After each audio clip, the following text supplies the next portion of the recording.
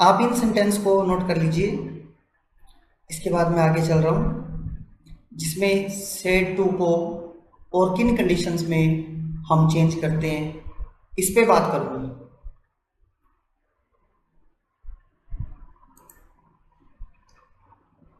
देखिए, कभी भी आपको रिपोर्टेड स्पीच इंपेरेटिव सेंटेंस दिया हो, इंपेरेटिव का मतलब ऐसे सेंटेंस जो कि वर्ब की फर्स्ट फॉर्म से स्टार्ट होते हैं, जिसमें ऑर्डर, एडवाइस, रिक्वेस्ट और फॉरबिड 4 कंडीशन होती हैं। मैंने आपको बेसिक जब सॉल्व करवाया था तो उस समय भी इंपेरेटिव सेंटेंस पे बात की थी। प्लीज, काइंडली, रिक्वेस्ट वाले सेंटेंस होते हैं, और डोंट, नेवर या डू नॉट वाले सेंटेंस ये फॉरबिड वाले सेंटेंस होते हैं। तो हम सेड टू को क्या करेंगे, ऑर्डर्ड, रिक्वेस्टेड, एडवाइज्ड और फॉरबिड या फिर प्रोहिबिटेड में चेंज करेंगे। कैसे चेंज करेंगे, देखें। सेंटेंस है the teacher said to the boys. मैंने आपको कई बार बता दिया कि डायरेक्ट से इनडायरेक्ट बनाते समय सबसे पहले हम indirect speech, sorry direct speech में जो रिपोर्टेड स्पीच दिया होता है उसको वॉच करते हैं कि ये कौन सा पोर्शन है। जैसे यहाँ इन्वर्टेड कोमा के भीतर दिया था work hard for the exam. ये वर्ब की फर्स्ट फॉर्म से स्टार्ट है, या तो ये ऑर्डर है या एडवाइस है, ये आपको तय करना है कि एग्जाम के लिए कठिन मेहनत करो, टीचर ने बच्चों को कहा, ये एडवाइस्ड है। हम क्या करेंगे, सेड टू को किस में चेंज करेंगे, एडवाइस में, ठीक है। और इन्वर्टेड कोमास और कोमा को हटाकर हमने वर्क हार्ड जो जो फर्स्ट फॉर्म दिया है उससे पहले केवल टू लगाना है, टू वर्क हार्ड, बस इतना ही करना है।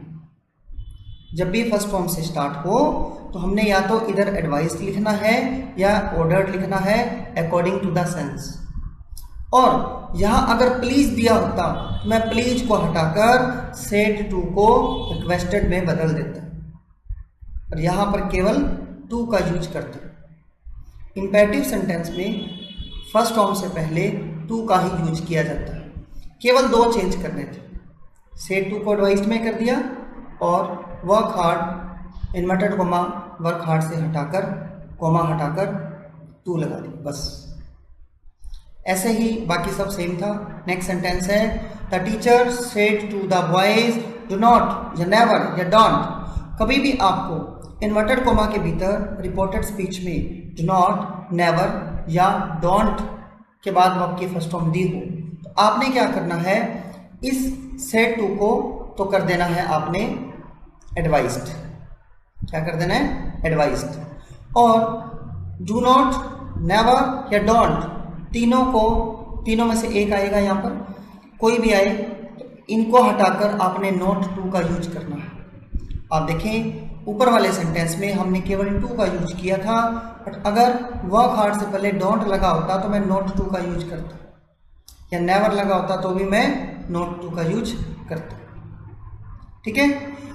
जब कभी भी डोंट, नेवर या डोंट वाले डू नॉट वाले सेंटेंस आते हैं, इनको हम या तो एडवाइज्ड लिखते हैं या फिर हम लिखते हैं फॉरबिड या प्रोहिबिटेड, ठीक है। बट एक चीज़ ध्यान रखना कि अगर हम एडवाइस लिखेंगे तो इधर हम नॉट टू का यूज करेंगे, बट अगर फॉरबिड कर दिया तो फॉरबिड के साथ नॉट टू का यूज नहीं होता, केवल टू का यूज होता है। अब इसके 2 आंसर बन चुके हैं। अब ये आप पे डिपेंड करता है कि आप कौन सा चूज करते हो। अगर आपने एडवाइस लिखा तो आप नॉट टू का यूज करेंगे किन सेंटेंस में, जब रिपोर्टेड स्पीच डोंट, नेवर या नॉट टू से स्टार्ट। और अगर आपने फॉरवर्ड लिखा तो आप केवल और केवल टू का यूज करेंगे फर्स्ट फॉर्म से पहले, ठीक है। फॉरवर्ड के साथ कभी भी नॉट टू नहीं आता, केवल टू का यूज करते हैं। आप इनको नोट कर लीजिए, वेरी इंपॉर्टेंट है। 10th क्लास में, +2 में और एसएससी के एग्ज़ाम्स में ये कंडीशंस हर बार लगभग पूछी जा चुकी है और आगे भी पूछी जाती रहेगी।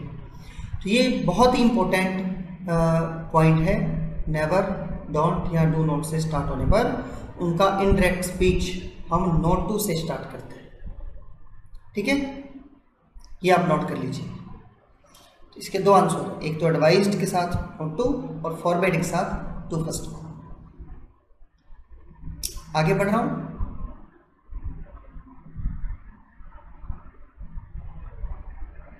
देखिए, जब कभी भी आपको जो रिपोर्टेड स्पीच है, रिपोर्टेड स्पीच इन्वर्टेड कोमा के भीतर ऐसे वर्ड मिले जैसे कि हुर्रा, अल्लाह और साथ में एक्सक्लामेटरी साइन लगा, हुर्रा के जस्ट बाद देखिए आप इस साइन को बोलते हैं एक्सक्लामेटरी साइन।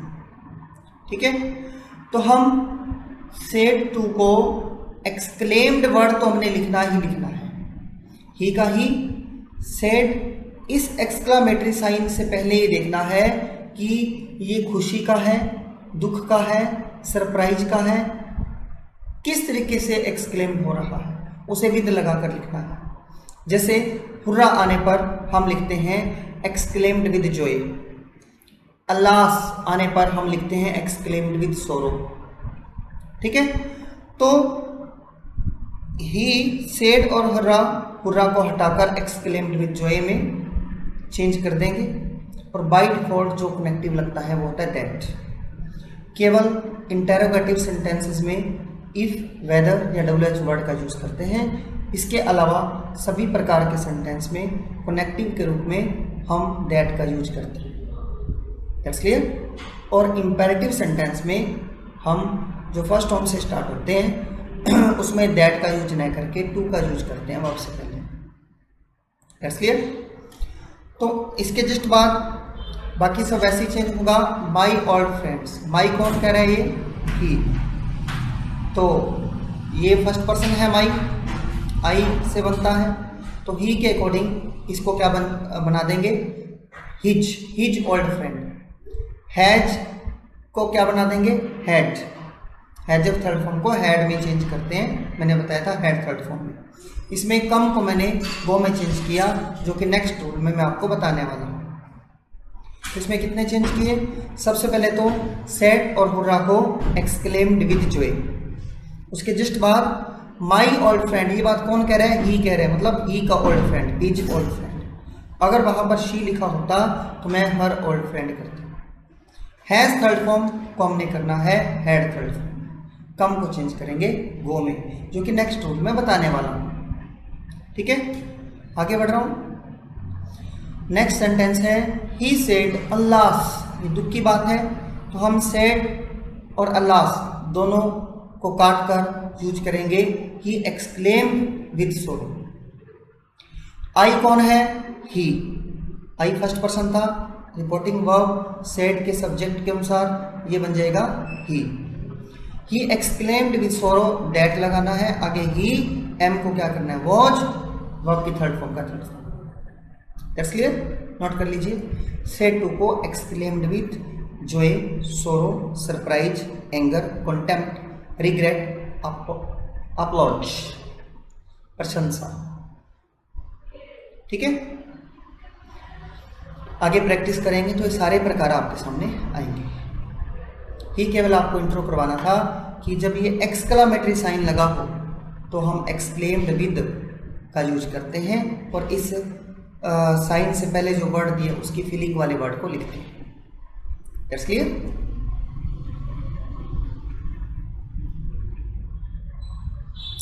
आगे बढ़ रहा हूं।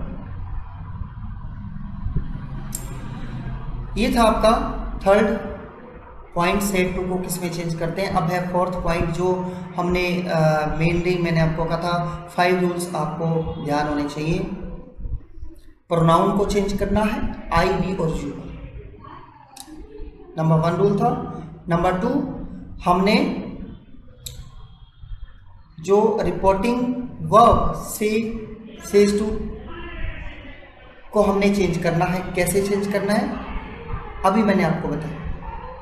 नंबर 3, हमने रिपोर्टेड स्पीच के वर्ब को चेंज करना है। कनेक्टिव से पहले अगर पास्ट टेंस है तो कनेक्टिव के बाद भी पास्ट टेंस होगा। अब जब वर्ब चेंज करेंगे तो आगे एडवर्ब भी चेंज करेंगे। एडवर्ब कैसे चेंज करेंगे इस पे मैं बात कर रहा हूँ कि जब भी डायरेक्ट स्पीच को इनडायरेक्ट स्पीच में बदलते समय जो शब्द निकटता को शो करते हैं उन्हें दूरी प्रकट करने वाले शब्दों में बदल देते हैं। जैसे कि अगर आपको डायरेक्ट स्पीच में कहीं भी दिस का यूज मिले तो आपने इनडायरेक्ट स्पीच में उसको दैट कर देना, ठीक है।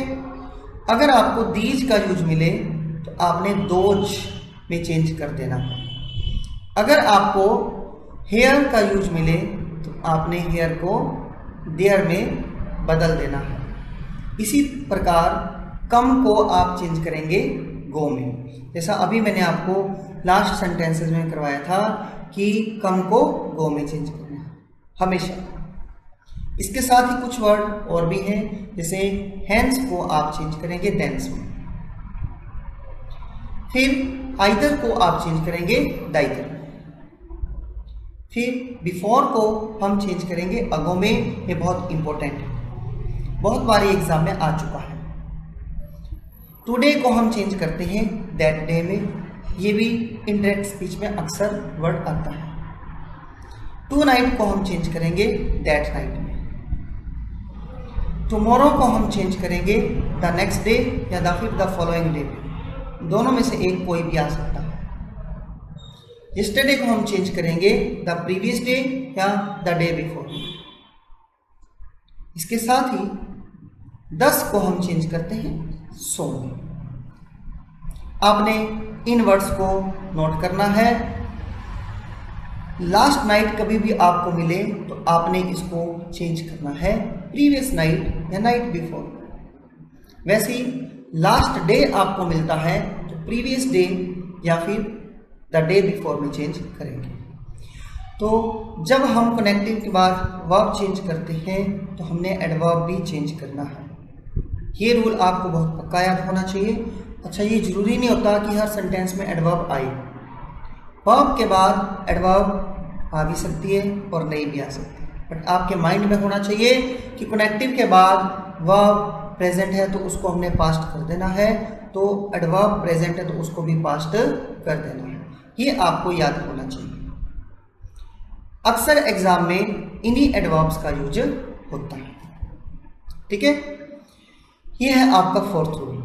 एंड फाइनली जो लास्ट रूल आने वाला है वो है कनेक्टिव का यूज, जो मैं आपको लगातार ओरली बता रहा हूँ कि हमने हर बार कनेक्टिव से सेंटेंस को जोड़ना है जब हम डायरेक्ट स्पीच से इनडायरेक्ट स्पीच बना रहे हैं, इंटरचेंज कर रहे हैं। अक्सर 3 प्रकार के ही कनेक्टिव का यूज करते हैं। नंबर 1 दैट, नंबर 2 इफ या वेदर, कौन से सेंटेंस में, इंटेरोगेटिव सेंटेंस में, और थर्ड वन है WH वर्ड। जब WH वर्ड लगा हो डायरेक्ट स्पीच में तो हमने कोई भी कनेक्टिव का यूज नहीं करना, WH वर्ड को ही कनेक्टिव मानना है, ठीक है। और इंपेरेटिव सेंटेंस में हम टू का यूज करते हैं, ठीक है। प्रैक्टिस में इनका और भी यूज आगे आएगा, बात करेंगे। ये 5 प्रकार के जो रूल मैंने अभी आपको बताए, ये आपके बहुत ज़्यादा ज़बरदस्त आपने याद करने हैं। अगर ये 5 प्रकार के रूल आपको याद हैं तो आप किसी भी कंपटीशन में, किसी भी एग्ज़ाम में मात नहीं खाएंगे। अब कुछ मिसलेनियस रूल्स बताने जा रहा हूँ। इंटरचेंज करते समय अगर हमें व्हाट और हाउ वाले सेंटेंस रिपोर्टेड स्पीच में आते हैं तो हम कैसे चेंज करें। देखिए, सेंटेंस है ही सेड के बाद comma what a beautiful car. देखिए, ये WH वर्ड से जरूर स्टार्ट है परंतु क्वेश्चन मार्क नहीं है। अगर ये यहाँ पर कार के स्थान पर यहाँ क्वेश्चन मार्क लगा होता तो ये इंटेरोगेटिव सेंटेंस होता, बट अब ये एक्सक्लामेटरी सेंटेंस है। 2 प्रकार के वर्ड, एक व्हाट और एक हाउ ऐसे होते हैं जिनका यूज एक्सक्लामेटरी सेंटेंस में भी किया जाता है। अंतर क्या है? अगर ये इंटेरोगेटिव सेंटेंस होता क्वेश्चन मार्क वाला तो व्हाट और हाउ के बाद हेल्पिंग वर्ब आएगी, बट अगर ये सेंटेंस एक्सक्लामेटरी सेंटेंस के रूप में देता है तो व्हाट और हाउ के बाद हेल्पिंग वर्ब नहीं आती। व्हाट के बाद ए या एन लगाकर एडजेक्टिव आता है, उसके बाद नाउन आता है। जैसा आप तो एग्जाम्पल याद कर लें, व्हाट ए ब्यूटीफुल कार, ये क्वेश्चन नहीं है, ए आर्टिकल है, ब्यूटीफुल एडजेक्टिव है और कार नाउन। तो इसको इनडायरेक्ट स्पीच में बदलते समय हम क्या करेंगे? सेड को चेंज करेंगे एक्सक्लेम्ड विद सरप्राइज में।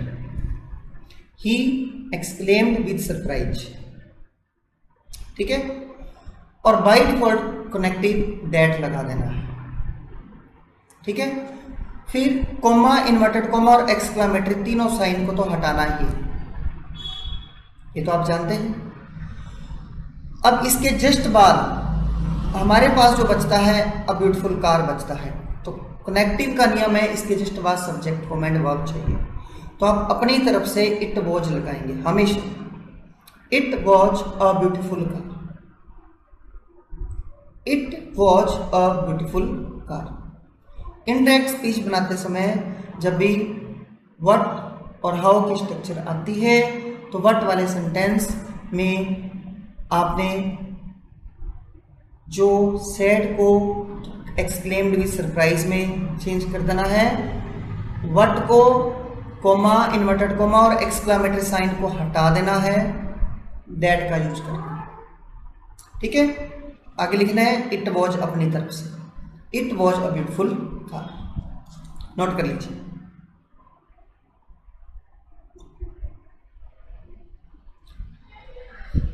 यही सब सेंटेंस एग्जाम में आते हैं।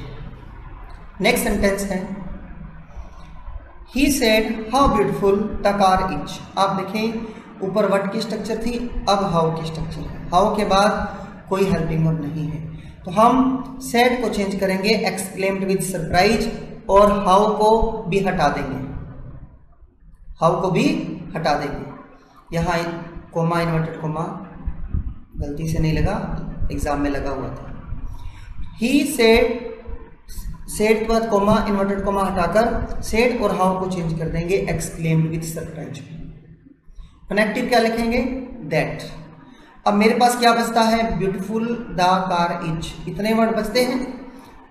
तो बस इस सेंटेंस को सीधा करके लिख दीजिए, the car is very beautiful, the car is very beautiful. मैं आपको बता दूं, कभी भी व्हाट और हाउ की बात होती है तो इनको हटाकर, जैसे ये ब्यूटीफुल लगा है तो हम it was a very beautiful car, मैं यहाँ पर वेरी भी लगा सकता हूँ, ग्रेट भी लगा सकता हूँ, और यहाँ पर the car was very beautiful, मैंने वेरी का यूज किया। ऐसे मैं वेरी का यूज ब्यूटीफुल से पहले भी कर सकता हूँ। व्हाट और हाउ को हटाकर अक्सर वेरी या ग्रेट में बदल देते हैं।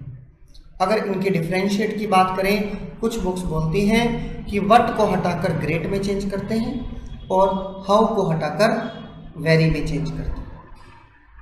फिर सुन लें, व्हाट को हटाकर वेरी में चेंज करते हैं, ग्रेट में चेंज करते हैं, और हाउ को हटाकर वेरी में चेंज करते हैं, ठीक है। तो ये दो सेंटेंस मैंने आपको एग्जाम्पल के रूप में दिए, आगे इसके और भी एग्जाम्पल आएंगे। ये है व्हाट एंड हाउ वाले सेंटेंस, आप इनको नोट कर लीजिए।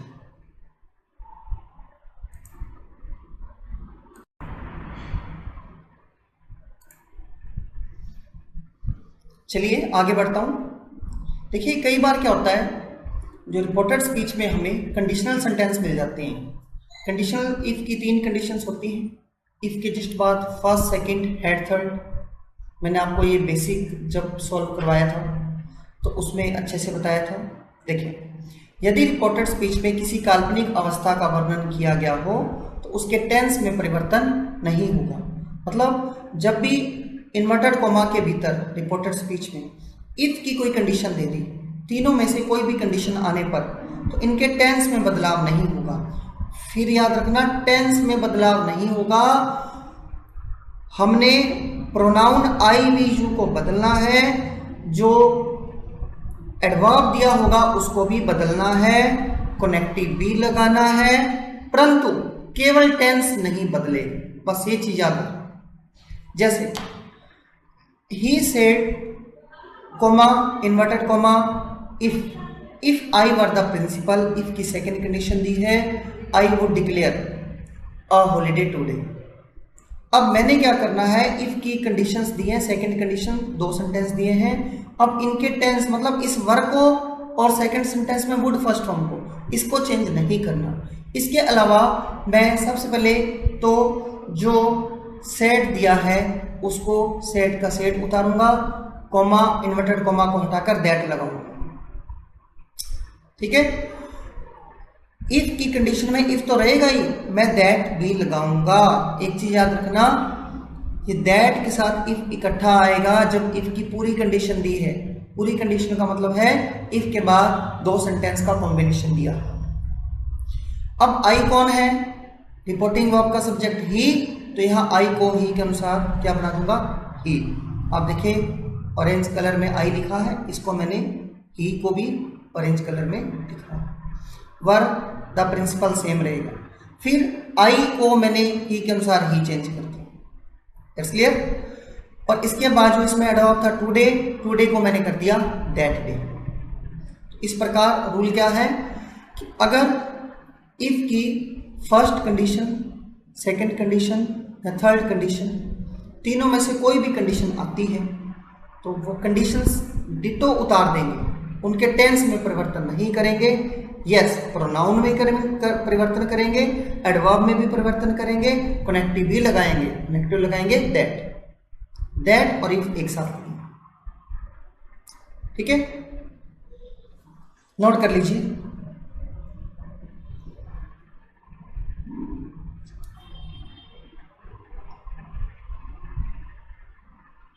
मैं फिर से आपको रिवाइज कर दूं।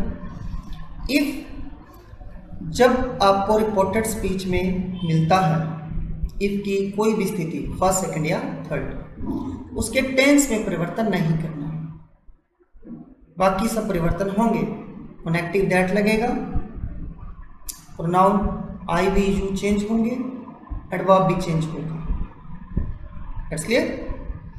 मान लीजिए ऐसा भी तो हो सकता है कि if I were the principal इतना ही सेंटेंस दे देता है, I would declare a holiday, तो इसको कैसे सॉल्व करते हैं ये बता रहा हूं नेक्स्ट सेंटेंस में। इफ के सिंगल सेंटेंस, मान लीजिए लता से if I were A queen, इतना ही दे दिया। इफ में, इसमें इफ के जस्ट बाद एक ही सेंटेंस दिया है, पूरी कंडीशन नहीं दी। अब हम क्या करेंगे, बहुत इंपॉर्टेंट रूल है याद रखना, अब सब कुछ ही चेंज करेंगे। कॉमा इन्वर्टेड कॉमा हटा देंगे, सेड को हम चेंज कर देंगे विस्ट में, सेड को चेंज कर देंगे विस्ट में, और इफ को चेंज कर देंगे दैट में। अब दैट और इफ एक साथ नहीं होगा, बट अगर इफ के बाद दोनों सेंटेंस आते तो मैं दैट और इफ एक साथ लिखता। अब इफ को चेंज करना है दैट में, मैंने सेड रेड कलर में किया, इसका मतलब ये चेंजेबल पोर्शन है, इसको चेंज किया विस्ट में। इफ ग्रीन में, इसका मतलब चेंजेबल है ये, इसको दैट में किया। आई कौन कह रहे है, लता कह रही है, तो लता को क्या लिखेंगे यहाँ पर, शी, ठीक है। और वर्ब को हमेशा वुड बी में चेंज करते हैं, इसमें चार चेंज मैंने कर दिए। नंबर वन, सेड को विस्ट में, इफ को दैट में, फिर आई और वी जब भी आता है रिपोर्टिंग वर्ब सेड के सब्जेक्ट के अनुसार, सब्जेक्ट है लता तो लता के अकॉर्डिंग शी, और वर्ब को चेंज करना है वुड बी में। वेरी इंपॉर्टेंट स्थिति है ये। तो अगर इफ के बाद सिंगल सेंटेंस आए तो हम ऐसे चेंज करेंगे, ठीक है, नोट कर लीजिए।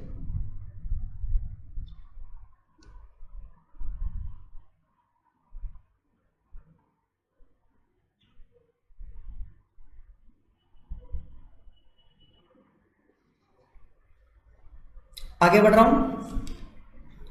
कई बार हमें रिपोर्टेड स्पीच में लेटस से स्टार्ट सेंटेंस मिलता है, जैसे कि he said to me let's start the work, let's से स्टार्ट सेंटेंस मिलता है। कभी भी आपको लेटस से स्टार्ट वर्ड मिले तो इधर जो सेड टू दिया है इसको हमेशा प्रपोज्ड टू या सजेस्टेड टू में बदलते हैं। प्रपोज्ड टू या सजेस्टेड टू में बदलते हैं। और सुने, लेटस है, लेटस को हमेशा या तो वी शुड या दे शुड में बदलते हैं। बस इतना ही आपने याद रखना है। पहले तो सेड टू को प्रपोज्ड टू या सजेस्टेड टू में, और कनेक्टिव बाय डिफॉल्ट लगाना ही लगाना है दैट, लेटस को वी शुड या दे शुड। और वी शुड कब लगाना है? जब रिपोर्टिंग वर्ब का सब्जेक्ट या ऑब्जेक्ट दोनों में से एक भी, जैसे रिपोर्टिंग वर्ब सेड टू का सब्जेक्ट ही है और ऑब्जेक्ट मी है, इन दोनों में से एक भी अगर फर्स्ट पर्सन में है, जैसे इसमें मी फर्स्ट पर्सन में है, आई से बनता है, तो लेटस को चेंज करेंगे वी शुड में। नोट कर लीजिए, रिपोर्टिंग वर्ब का सब्जेक्ट या ऑब्जेक्ट दोनों में से कोई भी अगर फर्स्ट पर्सन आई या वी की फॉर्म में दिया हो, फॉर्म का मतलब मी भी हो सकता है, अस भी हो सकता है, तो लेटस को बदलेंगे वी शुड में। अगर रिपोर्टिंग वर्ब का सब्जेक्ट या ऑब्जेक्ट दोनों में से कोई भी फर्स्ट पर्सन ने नहीं दिया तो लेटस को बदलेंगे दे शुड में।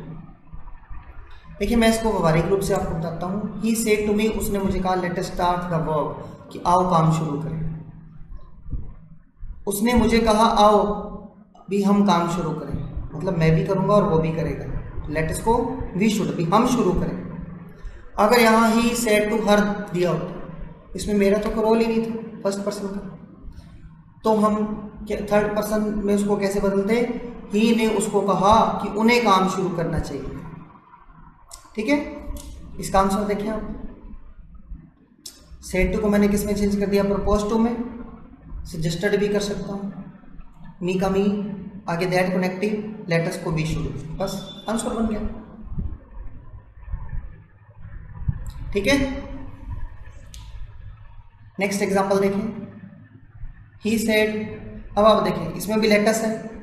अब सेड का ऑब्जेक्ट तो है नहीं, केवल सब्जेक्ट फॉर्म है और वो भी फर्स्ट पर्सन में नहीं है, तो मैं इसको चेंज करूंगा ही सेड को proposed that,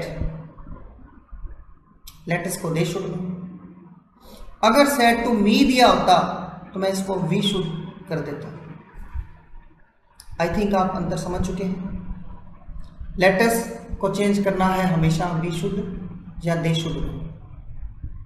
we should depend करेगा किस पे? रिपोर्टिंग वर्ब का सब्जेक्ट या ऑब्जेक्ट कोई भी फर्स्ट पर्सन में है तो, अगर नहीं है तो दे शुड, दैट्स ऑल।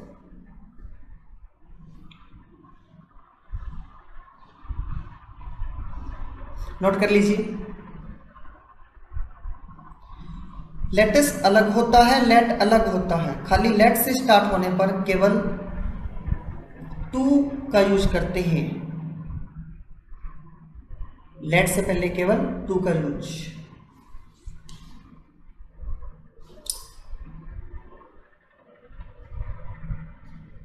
फिर देखें, कभी भी आपको रिपोर्टेड स्पीच में हिस्टोरी की कोई घटना दी हो तो भी हम टेंस में किसी प्रकार का परिवर्तन नहीं करते। जैसे मैंने आपको इफ की कंडीशन वाला बताया था, टेंस में परिवर्तन नहीं करते। वैसे ही historical incident in reported speech does not require any changes in tense. आपको सेंटेंस दिया है, the history teacher said comma inverted comma the Jallianwala Bagh tragedy took place in 1919। तो हमने सेड को सेड में ही रखना है, कनेक्टिव दैट लगाना है, जलियांवाला बाग वैसे ही, सेकेंड फॉर्म को सेकेंड फॉर्म वैसे ही रहने देना, कोई चेंज नहीं करना है। हाँ, अगर यहाँ पर दिस प्लेस दिया होता तो मैं दैट प्लेस लिखता, ठीक है। दिस को दैट में, दिस को दोज में, बिफोर को अब में, वो सब चेंज करना है। परंतु टेंस में किसी प्रकार का कोई भी चेंज नहीं करना, हिस्टोरिकल घटना में बस दैट कनेक्टिव लगाना है, ठीक है। नोट कर लीजिए।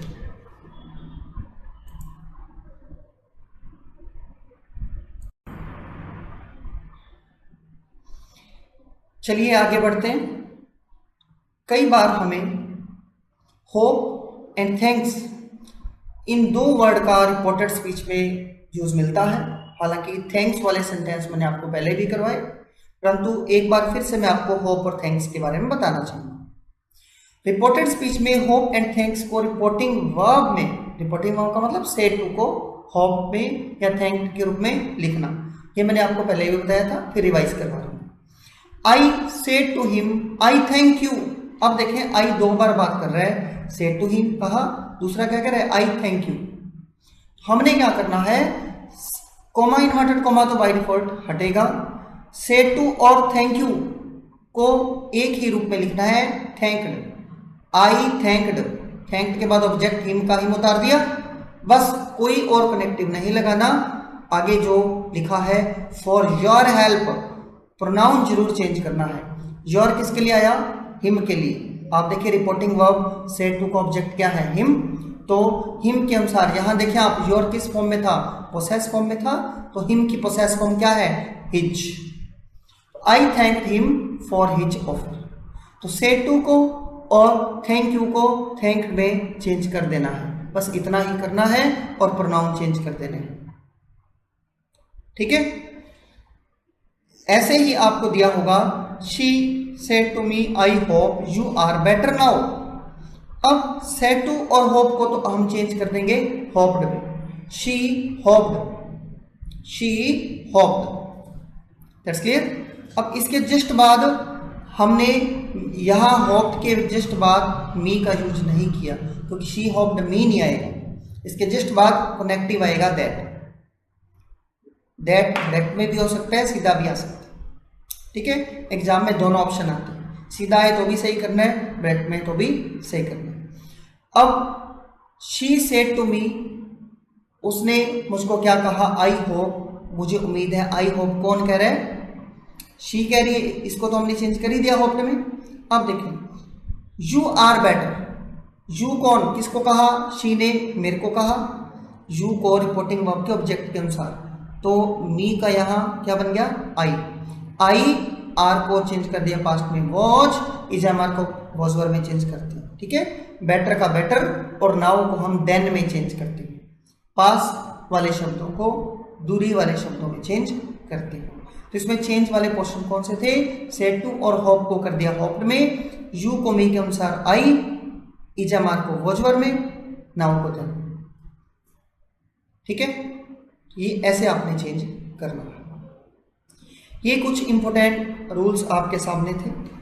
अब हम बात करेंगे कुछ ऐसे सेंटेंस मिसलेनियस प्रैक्टिस के रूप में, practice of some important sentences. Sentence देखें, John said good morning friends, may you live long. हमने इसको चेंज करना है, कैसे चेंज करेंगे,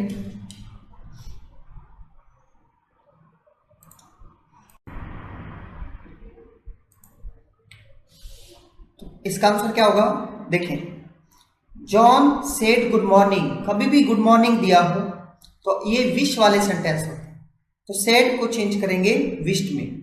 जॉन विश्ड गुड मॉर्निंग, किसको विश किया, फ्रेंड्स को ना, तो जॉन के फ्रेंड थे तो यहां लिखा हिज फ्रेंड्स।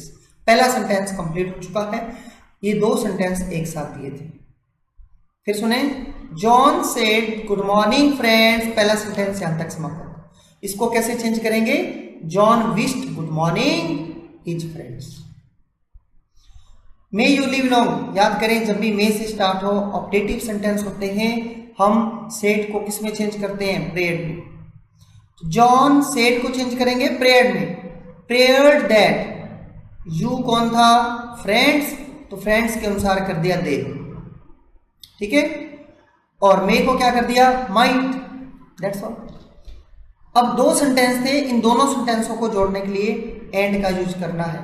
दो कनेक्टिव का यूज करते हैं, एक एंड और एक बट। जब दोनों तरफ पॉजिटिव सेंटेंस है तो हम एंड का यूज करते हैं, जब एक तरफ पॉजिटिव है दूसरी तरफ नेगेटिव सेंटेंस है तो हम बट का यूज करते हैं। बट के सेंटेंस भी आगे आएंगे अभी। फिर बता दूं, ये दो सेंटेंस जोड़कर एक बनाया था। John said good morning friends, पहले इसको सॉल्व कर लें। John wished good morning his friends.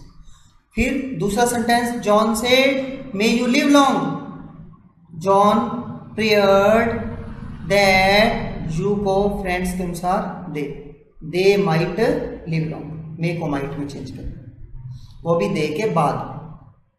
ठीक है, अब इन दोनों को जोड़ेंगे तो क्या कनेक्टिव आएगा, एंड। आगे बढ़ रहा हूं, देखिए यू को फ्रेंड्स के अनुसार क्या चेंज कर दिया, देम। ठीक है, और मे को किस में चेंज कर दिया, माइट में। नेक्स्ट सेंटेंस है, Ram said to the fox I shall hang you, you rogue. इसमें भी दो बार दो सेंटेंस आए। अब इसमें राम ने फॉक्स को क्या कहा, यू रॉग। जैसे जॉन ने फ्रेंड्स को क्या कहा था, गुड मॉर्निंग। अंतर इतना था, गुड मॉर्निंग पहले लिखा, अब यू रॉग बाद में लिखा। इसको चेंज कैसे करेंगे, राम सेड टू को चेंज करेंगे टोल्ड में। राम ने जैसे सेड टू को, इसमें सेड को विश्व में कहा किया था। राम टोल्ड फॉक्स, फॉक्स को कहा, क्या कहा, पहले जो कहा वो लिखना है। जैसे ऊपर क्या लिखा था, गुड मॉर्निंग, अब Ram told fox, you wrong है, किसको कहा, फॉक्स को ना, बस Ram told fox a wrong, you wrong नहीं लिखा। ठीक है, अब I shall hang you, I shall hang you दूसरा सेंटेंस। अब सेड टू का मतलब क्या होता है, टोल्ड। यहां आप टोल्ड भी लिख सकते हैं, सेड भी लिख सकते हैं। सेड लिख दें या टोल्ड लिख दें, कोई बात नहीं। Ram told that, connective that, I कौन था, राम, राम के अकॉर्डिंग क्या कर दिया, ही, क्या कर दिया, ही। शैल को किस में करेंगे, वुड में, he would hang, he would hang, किसको हैंग करेगा, यू कौन था, फॉक्स, फॉक्स को हिम माना। अक्सर स्टोरीज में जितने भी एनिमल्स होते हैं उसको ही और शी मानते हैं। That's clear. फिर सुने, Ram told fox a rogue, पहला सेंटेंस हो गया। दूसरा sentence, Ram said to the fox I shall hang you. Ram said to का यहां टोल्ड कर दें या सेड रहने दें। दैट, आई कौन है, राम, ही, शैल का क्या हो जाएगा, वुड, वुड हैंग, यू कौन था, फॉक्स, फॉक्स के लिए हिम। ठीक है, आगे बढ़ रहा हूं। She said to her friend good morning how do you do. ये बहुत बार एग्जाम में आ चुका है। हमने क्या करना है, सेड टू को तो विश्ड में, she wished her friends good morning, पहला सेंटेंस कंप्लीट। जैसे ऊपर वाला जॉन वाला सेंटेंस था, देखिए आप, गुड मॉर्निंग तक, फिर कनेक्टिव क्या लगा, एंड। अब हाउ डू यू डू, चूंकि ये क्वेश्चन मार्क है, ऊपर जॉन वाले सेंटेंस में मे से स्टार्ट था तो प्रेयर था, अब ये क्वेश्चन है तो आस्क्ड है। ठीक है, आस्क्ड हिम, उसको पूछा, फ्रेंड को पूछा, एक फ्रेंड था। अब दिया है हाउ का, हाउ रहेगा, WH वर्ड आने पर कोई कनेक्टिव यूज नहीं करते। डू यू डू को, यू कौन था, फ्रेंड, फ्रेंड के अकॉर्डिंग इसको ही कर दिया, और डू को किस में चेंज करना था, वॉज में। डू डज को काटकर वॉज वर्ड में चेंज करते हैं। ठीक है, आपका आंसर हुआ हाउ ही वॉच। आगे बढ़ रहा हूं। Newly married girl said to her mother goodbye, पहला सेंटेंस, और दूसरा था how painful is to part from you, दूसरा सेंटेंस। दो सेंटेंस वाले सेंटेंस चल रहे हैं। आंसर आएगा न्यूली मैरिड गर्ल, कभी भी गुड मॉर्निंग आता है तो उसको विश्ड में चेंज करते हैं, गुड बाय, टाटा, इसको चेंज करते हैं बेड, और बोलते हैं farewell, bade farewell, goodbye नहीं लिखते।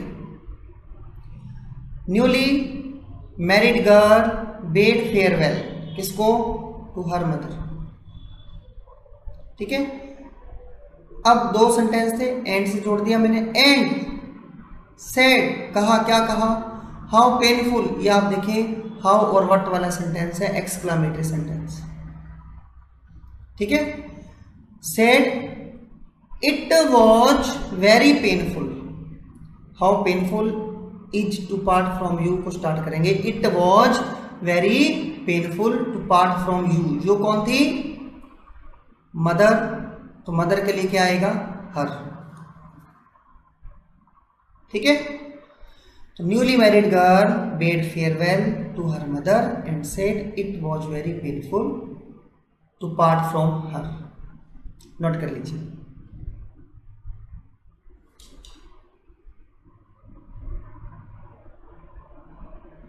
ये डबल रिपोर्टेड स्पीच वाले सेंटेंस हैं जिनको एंड से अक्सर जोड़ा जाता है। Next sentence, they said to me happy birthday to you. ये भी एक विश होती है। दे सेड टू को किसमें? विश्ड। दे विश्ड, क्या विश किया? पहले लिखना है, जैसे विश्ड के बाद गुड मॉर्निंग पहले लिखा जाता था, वैसे ही हैप्पी बर्थडे पहले लिखा जाएगा। अब यहाँ टू यू के स्थान पर याद रखना, टू नहीं लिखना, ये समझने वाली बात है, फॉर लिखना है। They wished happy birthday for me, to नहीं लिखना। यू को मी के अनुसार मी कर दिया, बस टू को चेंज करना है फॉर। कभी भी आपको हैप्पी बर्थडे टू यू दिया है तो यहाँ फॉर का यूज करना है। ऐसे ही नेक्स्ट सेंटेंस है, he said to me happy journey to you. अब यू को तो मी के अनुसार मी कर देंगे, इस टू को फॉर। आंसर बन जाएगा ही wished a happy journey for me. That's clear? You को मी के अनुसार मी। आगे बढ़ रहा हूं। Let us play chess now, पहला sentence. Let's not, she said. अब ये डबल सेंटेंस, पहले इसको सॉल्व करते हैं। Rajesh said let us. Let us का मतलब वी शुड या दे शुड, क्योंकि सेड से पहले राजेश था, फर्स्ट पर्सन नहीं था, तो ये दे शुड आएगा।